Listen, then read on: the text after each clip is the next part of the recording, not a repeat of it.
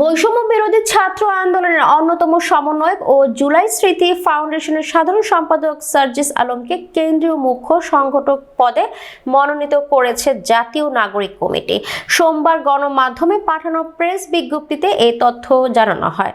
জাতীয় নাগরিক কমিটির আহ্বায়ক নাসিরউদ্দিন পাটোয়ারী ও সদস্য সচিব আক্তার হোসেন স্বাক্ষরিত ওই বিজ্ঞপ্তিতে বলা হয়, ফ্যাসিবাদী ব্যবস্থার বিলোপ ও নতুন রাজনৈতিক বন্দোবস্ত বাস্তবায়নের কার্যক্রমকে সম্প্রসারিত করতে জাতীয় নাগরিক কমিটির কেন্দ্রীয় সদস্য সার্জিস আলমকে কেন্দ্রীয় মুখ্য সংগঠক পদে মনোনীত করা হলো।